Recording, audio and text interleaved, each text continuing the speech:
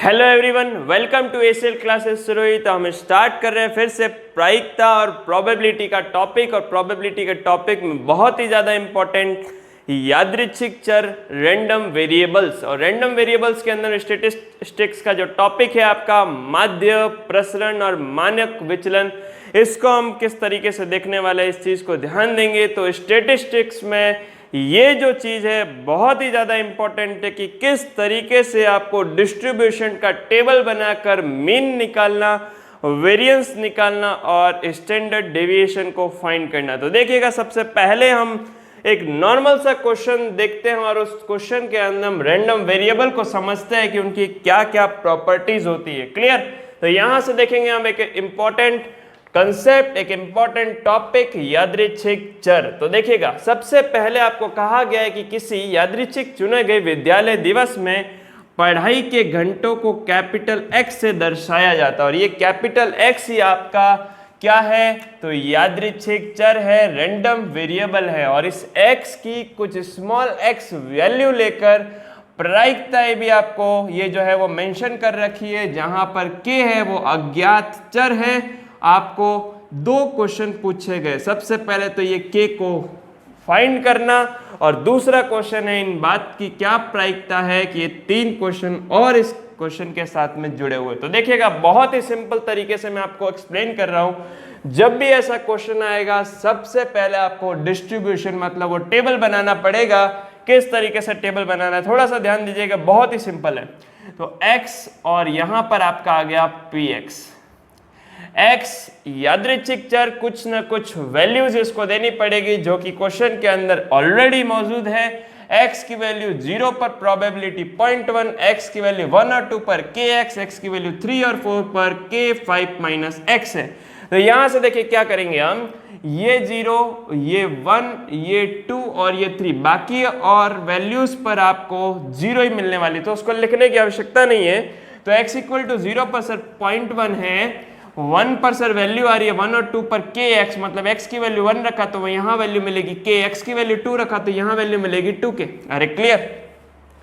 x की value जैसे ही 3 रखा तो 5 - 3 मतलब 2 होती है, यानी कितना आ गया यहाँ पे 2k।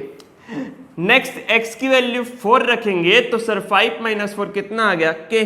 तो यहां से देखिएगा हमारे पास में एक टेबल ड्रॉ हो गया, एक टेबल बन गया जो कि एक प्रायिकता का डिस्ट्रीब्यूशन है, प्रायिकता बंटन है। और इस प्रायिकता बंटन से किस तरीके से हम माध्य, प्रसरण और मानक विचलन निकालते हैं वो क्वेश्चन हम नेक्स्ट क्वेश्चन में देखेंगे।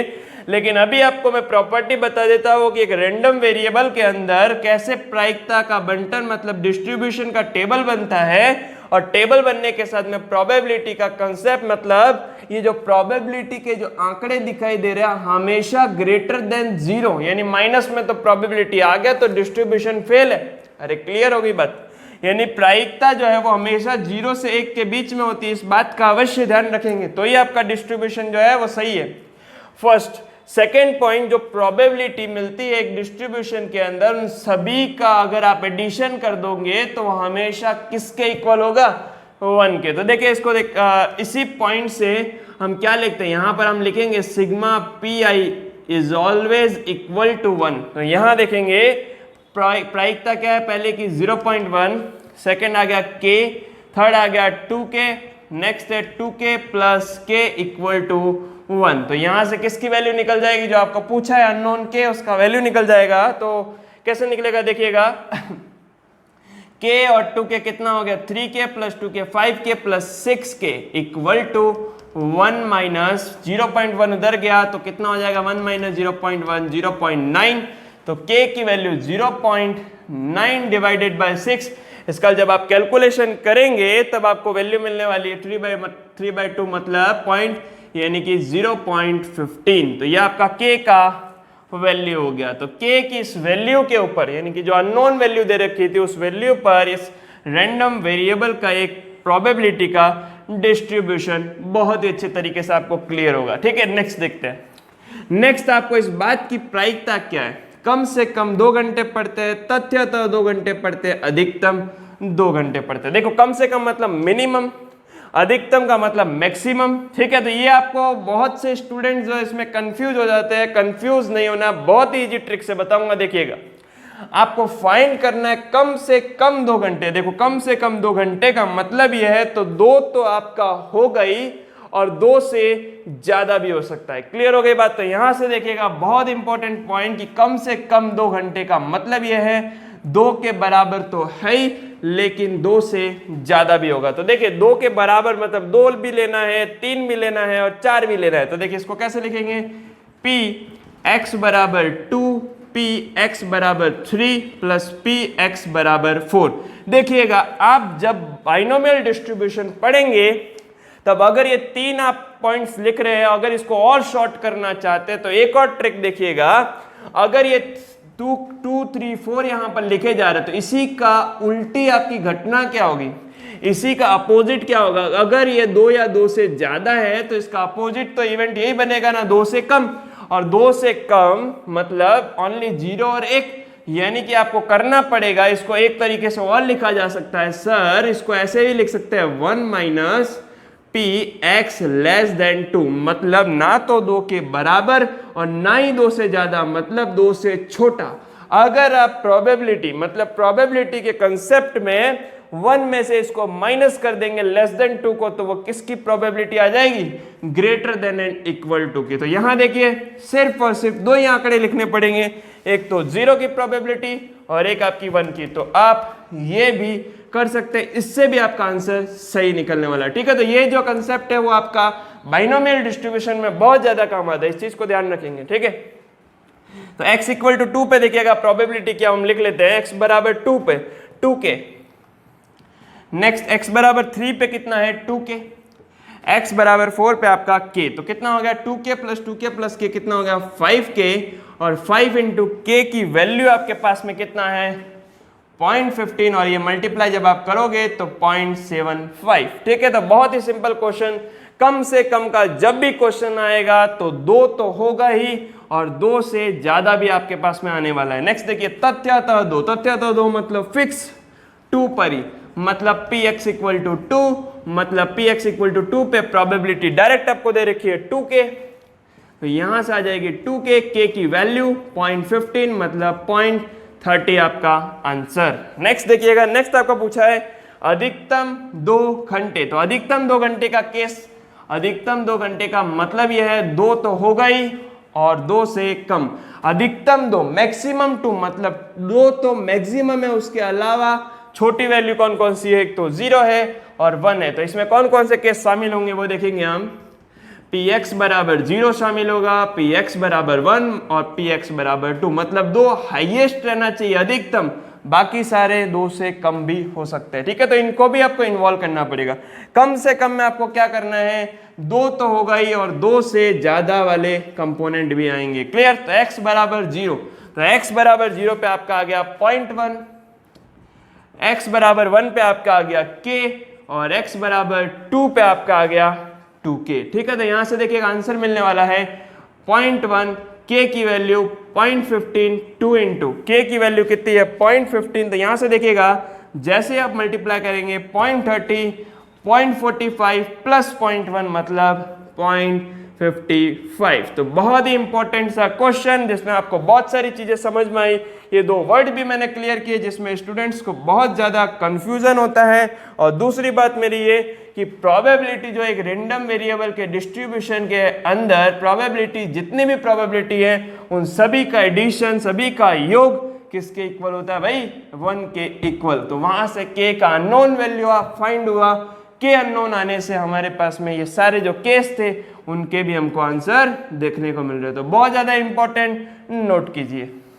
नेक्स्ट क्वेश्चन देखेंगे हम यादृच्छिक चर के ऊपर ही, और यादृच्छिक चर से प्रायिकता बंटन को बनाना और प्रायिकता बंटन से किस तरीके से माध्य ज्ञात होगा, हम उस कंसेप्ट को देखने वाले हैं। तो थोड़ा सा ध्यान दीजिएगा, बहुत ही ज्यादा इंपॉर्टेंट क्वेश्चन।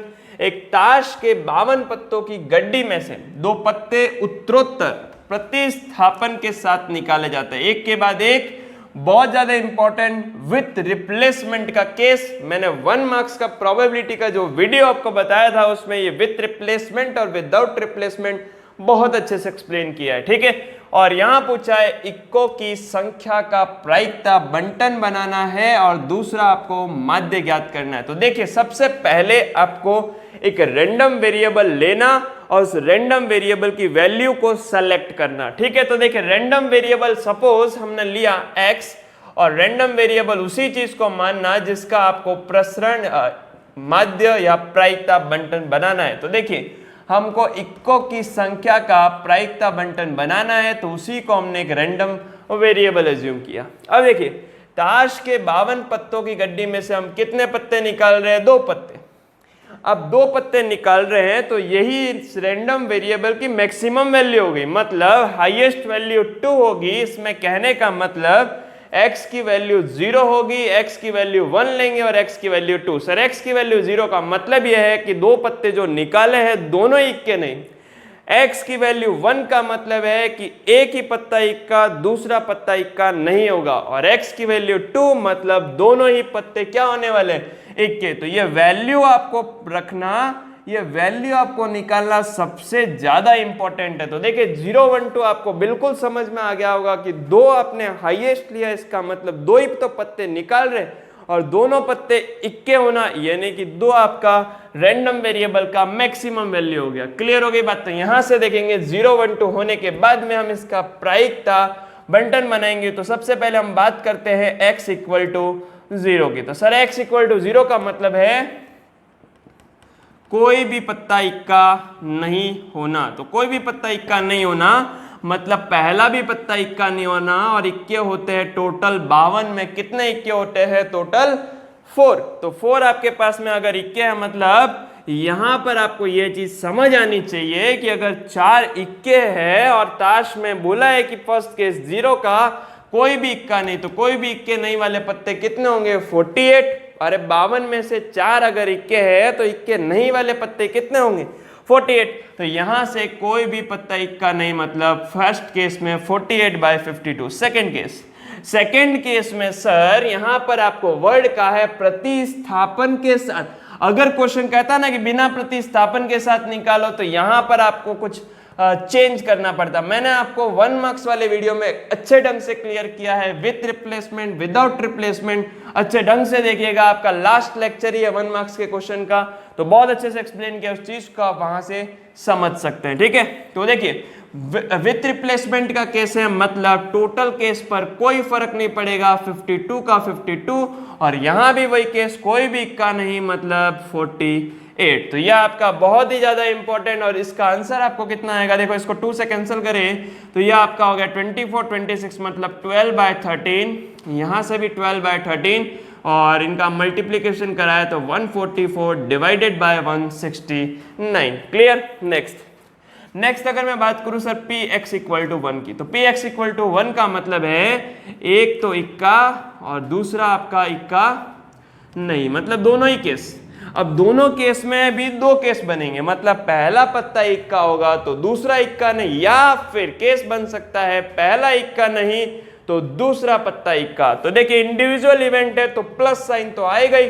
तो यहां से देखिएगा, अगर पहला पत्ता इक्का है तो उसकी प्रायिकता और दूसरा पत्ता इक्का नहीं होने की प्रायिकता, या तो ये केस बन सकता है या फिर, और या मतलब एडिशन, और एडिशन मतलब इंडिविजुअल हो रहा है ना, तो एडिशन मतलब यहां लगेगा पहला पत्ता इक्का नहीं तो दूसरा पत्ता आपका बिल्कुल इक्का, मतलब कुल मिला के आपको इक्के की संख्या कितनी मिल रही है? सिर्फ और सिर्फ दोनों ही केस में एक। सर 2 केस इसलिए बने क्योंकि पहला पत्ता इक्का हो सकता है तो दूसरा पत्ता इक्का हो सकता है, तो 2 अलग अलग आपको केस बनाने। क्लियर? इस चीज का ध्यान रखेंगे, स्टूडेंट यहाँ बहुत ज्यादा मिस्टेक करते हैं। तो देखिए इक्का होने की प्रायिकता तो 4 इक्के होते हैं, तो 4/52। इक्का नहीं होने की प्रायिकता तो हो गया 48/52।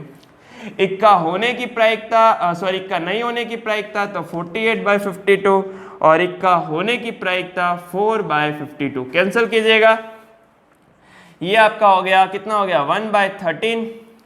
ये हो गया आपका 12/13। नेक्स्ट ये भी आपका 1/13, ये आपका हो गया 12/13। तो यहां से जब आप आंसर लिखेंगे तो कितना आ रहा है उस चीज को लिखे, तो ये हो गया 12 + 12 हो गया 24, तो 24 डिवाइडेड बाय 13, और 13 का हो गया 169। तो बहुत अच्छे ढंग से आपको क्लियर होना चाहिए कि जब एक इक्का होगा और एक इक्का नहीं होगा, मतलब कुल मिला के x इक्वल टू 1, मतलब सिर्फ इक्के की संख्या एक ही चाहिए। नेक्स्ट देखिएगा, नेक्स्ट आपके पास में x इक्वल टू 2, मतलब दोनों इक्के होने चाहिए, और दोनों इक्के का मतलब यह है कि पहला भी इक्का मतलब 4/52, दूसरा भी इक्का मतलब 4/52, कैंसिल किया 1/13, 1/13 मतलब 1/169, तो 1/169 आपका x इक्वल टू 2 जो आपका रेंडम वेरिएबल है उसकी वैल्यू पर आपका प्रोबेबिलिटी आ गया 1/169। अब हम इसका बनाएंगे सर प्रायिकता बंटन प्रोबेबिलिटी डिस्ट्रीब्यूशन, ठीक है। तो देखिएगा यहाँ x इक्वल टू 0, सबसे पहले हम देखिए x इक्वल टू 0 पर कितना वैल्यू आ रहा है, तो 0 पे हम देखेंगे x इक्वल टू 0 पे सर वैल्यू आ रहा है 144/169, clear. Next x equal to 1 पे सर वैल्यू देखते हैं, तो x इक्वल टू 1 पे वैल्यू आ रहा है 24/169। सर x इक्वल टू 2 पे वैल्यू देखो, तो 2 पे वैल्यू आ रहा है 1/169। अब देखिएगा जैसे ही आपका प्रायिकता बंटन बन गया, आपका एक क्वेश्चन कंप्लीट। नेक्स्ट देखेंगे हम, आपको मीन निकालना है, तो मीन निकालना है मतलब माध्य निकालना है, और इस माध्य को एक और नाम हिंदी वाले सुनो प्रत्याशा भी कहते हैं, और इसका फॉर्मूला होता है EX equal to sigma XI PI। बहुत ही ज्यादा इंपॉर्टेंट। देखिए माध्य आपका बचपन में फॉर्मूला पढ़ा था sigma fx upon sigma f, 9th का फॉर्मूला, तो वही लिखा है sigma fx upon sigma f, लेकिन सिग्मा PI तो ऑलवेज 1, पिछले क्वेश्चन में ही देखा, इसलिए अपॉन में 1 लिखने की आवश्यकता नहीं, क्योंकि वही आपका मिलने वाला है। तो देखिए सिग्मा XI PI का मतलब x1 और x या आपके इसी की प्रोबेबिलिटी p1, मतलब यहां से हो जाएगा 0 मल्टीप्लाई 144/169, बीच में प्लस क्योंकि सिग्मा है। नेक्स्ट बताइए 1 मल्टीप्लाई 24/169, और नेक्स्ट हो जाएगा 1/169, ठीक है। सॉरी मल्टीप्लाई 2 तो आप बिल्कुल करना है, 2 × 1/169, ये तो आपका हो गया 0, 169 LCM आ रहा है तो 169, और ये आपका 24 है, ये आपका 2 है, तो देन आंसर आपका आ रहा है 48/169। बहुत ही इंपॉर्टेंट क्वेश्चन, बहुत अच्छे ढंग से समझ आना चाहिए कि सबसे पहले आपको रैंडम वेरिएबल सेलेक्ट करना, रैंडम वेरिएबल को वैल्यूज देना, रैंडम वेरिएबल के वैल्यूज के रेस्पेक्ट में उनका प्रोबेबिलिटी फाइंड करना, और उसके बाद में आपको ये डिस्ट्रीब्यूशन बनाना, और डिस्ट्रीब्यूशन से ही आपका क्या फाइंड होगा, माध्य वही formula sigma fx upon sigma f, sigma जो PI है वो ऑलवेज, पिछले क्वेश्चन में मैंने आपको बताया कि सिग्मा PI हमेशा एक होता है, इसीलिए सिर्फ सिग्मा XI PI याद रखे, तो ये आपके इस क्वेश्चन का मीन निकल गया। ओके, एक और क्वेश्चन हम देखने वाले रैंडम वेरिएबल्स के ऊपर ही, और अब हम इस क्वेश्चन में प्रसरण भी ज्ञात करना सीखेंगे, तो मानक विचलन कैसे ज्ञात होता है उस चीज को भी हम सीखने वाले हैं। तो बहुत ही ज्यादा इंपॉर्टेंट क्वेश्चन, थोड़ा सा ध्यान दीजिएगा। एक पिछले क्वेश्चन में हमने छोटा सा कैलकुलेशन का मिस्टेक कर दिया था, उसको सही कर दीजिए। यहाँ पर आपने मिस्टेक किया था 24/169 प्लस 2/169, यहाँ हमने मल्टीप्लाई कर दिया था, उस चीज को आप सही कर देना, वो एडिशन है 26/169, उसका फाइनल आंसर होगा, ठीक है। तो उसका करेक्शन कर दीजिएगा, थोड़ा मिस्टेक हो जाता है छोटा मोटा, तो उस चीज का आप भी अपने एग्जाम के अंदर केयर करें, ठीक है। तो देखिएगा नेक्स्ट क्वेश्चन आपका है, दो पासों को एक साथ उछाला गया, x जो है वह अंक 6 प्राप्त करने की संख्या को व्यक्त करता है। मतलब एक रैंडम वेरिएबल हमने लिया x, और वो बोल रहा है कि 6 अंक प्राप्त करने की संख्या को x से डिनोट किया है। अब मेन इंपॉर्टेंट कंसेप्ट तो यही है, यहां पर मैं लिख लेता हूं 6 अंक प्राप्त करने की संख्या। तो 6 अंक प्राप्त कितनी बार होते हैं, जब दो पासों को एक साथ उछाला जाता है, तो उसका प्रतिदर्श समष्टि कुछ इस तरीके से बनता है। अरे भाई दो पासों को एक साथ उछाला गया है तो कितने अवयव आएंगे, टोटल 36, मतलब 6 का स्क्वायर, और 6 का स्क्वायर का मतलब ये टोटल जो अवयव आपको दिख रहे हैं इस तरीके से ये पूरा सेटअप होता है, आपको अच्छे ढंग से क्लियर होगा ये चीज। तो टोटल कितने अवयव होते हैं यहाँ पर, अगर मैं इसका nx लिखना चाहूं तो nx आपका टोटल होता है 36, मतलब 6 का स्क्वायर, क्लियर।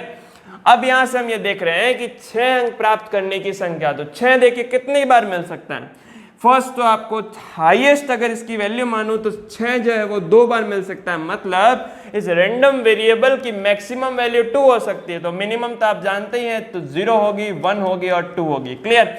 अब इन्हीं की रेस्पेक्ट में इनकी प्रोबेबिलिटी को फाइंड करना, तो सबसे पहले x इक्वल टू 0, 0 का मतलब एक भी 6 अंक प्राप्त नहीं होना। तो एक भी 6 अंक प्राप्त नहीं होना मतलब कौन कौन सी संख्या है, 1 2 3 4 5, 5 तो ये हो गए, 6 7 8 9 10, यहां से 11 12 13 14 15, ठीक है, 15 16 17 18 19 20 21 22 23 24 25। अब देखिएगा यहां से ये जो 6 वाले नंबर है ना, इनको तो हमने लिया ही नहीं, क्योंकि आपको कहा है x इक्वल टू 0 वाला ही लेना है। तो यहां से ऐसे टोटल कितने हो गए, ये जो टोटल हमने नोट किए वो टोटल आ गए 36 में से कितने भाई, 25। तो आपका x इक्वल टू 0 के रेस्पेक्ट में प्रोबेबिलिटी फाइंड हो गया सर 25/36। नेक्स्ट देखो x इक्वल टू 1 के केस में, तो x इक्वल टू 1 के केस का मतलब यह है कि सिर्फ और सिर्फ एक ही बार x 1 लेना। मतलब यहाँ पे देखिएगा एक, ये आपका एक बार 6, 1 2 3 4 5, ठीक है, और देखिएगा 6 7 8 9 और 10। ये जो ऐसे 10 अवयव है, ये 10 अवयव ऐसे हैं जिसमें आपका 36 में से इन 10 अवयव के अंदर से 6 जो है वो सिर्फ और सिर्फ एक बार है। तो यहां पर टोटल कितने अवयव हो गए भाई, 10। तो 25 और 10 आपका हो गया 35, 35। अब एक अवयव लास्ट रहा है जो किसका केस होगा, x इक्वल टू 2, मतलब दोनों ही जो है वो 6 अंक आपको मिलने की संख्या। तो p x इक्वल टू 2 के केस में आपका आने वाला है 1/36। तो देखिए सबसे पहले हमने रैंडम वेरिएबल जो है आपको क्वेश्चन में ही दे रखा था, रैंडम वेरिएबल के बाद में हमने रैंडम वेरिएबल को वैल्यू दी, एक यादृच्छिक चर को मान दिया और उस मान के रेस्पेक्ट में किसको फाइंड किया, प्रोबेबिलिटी को। अब देखिए हमको ज्ञात करना है प्रसरण। तो देखिए प्रसरण ज्ञात करना है तो आपको प्रायिकता बंटन तो ज्ञात करना ही पड़ेगा, उसके साथ साथ माध्य भी ज्ञात करना पड़ेगा। तो कहने का मतलब पिछले क्वेश्चन के साथ में एक स्टेप और ऐड कर दिया, प्रसरण। तो देखिए सबसे पहले हम इसका क्या बनाएंगे भाई, प्रायिकता बंटन। तो प्रायिकता बंटन हो गया x और ये px, x की वैल्यू ले लीजिए 0 1 और हो गया 2। तो यहां से px देखिए 0 पे कितना हो जाएगा भाई, 25/36, 1 पे कितना आ जाएगा 10/36, 2 पे कितना आ जाएगा 1/36, ठीक है। तो यह आपके हो गए प्रोबेबिलिटी के डिस्ट्रीब्यूशन बन गया एक, x इक्वल टू 0 1 और 2 के केस में। तो नेक्स्ट देखेंगे हम माध्य, और माध्य होता है आपका मीन, जिसको आप ex से डिनोट करते हैं, वो होता है सिग्मा xi pi। तो सिग्मा xi pi का मतलब है 0 मल्टीप्लाई 25/36, 1 मल्टीप्लाई 10/36, 2 मल्टीप्लाई 1/36। यहाँ ज़्यादा केयर रखेंगे आप, क्योंकि यहाँ सबसे ज़्यादा मिस्टेक होता है, पिछले क्वेश्चन में भी हुआ था। तो ये हो गया 0, ये हो गया 10/36, ये हो गया 10/36। अब देखिए कितना आ रहा है, आप खुद बता दीजिए। 10 और ये 2 हो गया, एडिशन करना है 12/36, मतलब हो गया 1/3, इसका निकल गया मीन। नेक्स्ट देखेंगे हम इसका प्रसरण वेरिएंस। तो वेरिएंस फाइंड करने के लिए आपको क्या करना है, वेरिएंस फाइंड करने के लिए आपको फाइंड करना पड़ेगा ex का स्क्वायर, मतलब अंदर आपका ब्रैकेट में x स्क्वायर है, तो इसका फॉर्मूला हो जाएगा सिग्मा xi स्क्वायर pi। तो सिग्मा xi स्क्वायर का मतलब है किसका स्क्वायर, 0 का स्क्वायर मल्टीप्लाई 25/36 प्लस 1 का स्क्वायर 10/36 प्लस 2 का स्क्वायर 1/36। तो यहां से देखिए ये तो पूरा हो गया 0, ये हो गया आपका 10/36 प्लस हो जाएगा 4/36 और ये हो गया आपका 14/36, मतलब आपका हो गया 7/18, ठीक है। तो यहां से आपका क्या आ गया, ex का स्क्वायर। अब देखिए दो फॉर्मूले में आपको क्लियर कर देता हूं सर। एक तो फॉर्मूला है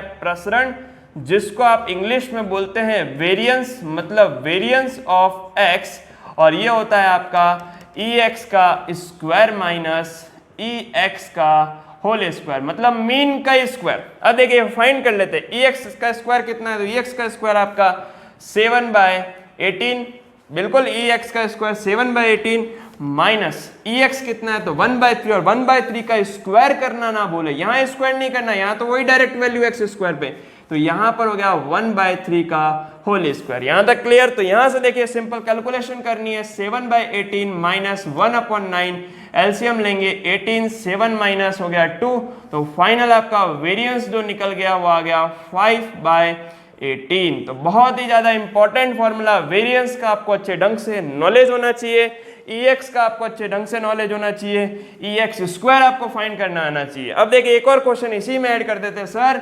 मानक विचलन, और मानक विचलन होता है S dot D standard deviation, और वो कुछ नहीं होता जो आपने वेरिएंस निकाला है उसी का आपको क्या लेना है भाई, उसी का आपको रूट लेना है। तो जैसे ही आप उसका रूट लोगे तो यह आ गया रूट 5/18, यहां तक भी आंसर रखेंगे तो भी आपका करेक्ट है। तो बहुत ही ज्यादा इंपॉर्टेंट सा क्वेश्चन, बहुत अच्छे ढंग से आपको सॉल्व करना है। एक मैंने रैंडम वेरिएबल के ऊपर बहुत अच्छे ढंग से डिटेल्ड में आपको अच्छे ढंग से एक्सप्लेन किया है। तो देखिएगा अगर इसके अलावा भी बहुत सारे क्वेश्चन आपके बुक में मौजूद है, अगर वहां भी आपको डाउट रहता है तो अपने व्हाट्सएप ग्रुप पे फोटो आप भेजिएगा, मैं उसको वहीं पे ऑडियो रिकॉर्डिंग के थ्रू क्लियर कर दूंगा। ठीक है, okay, thank you so much.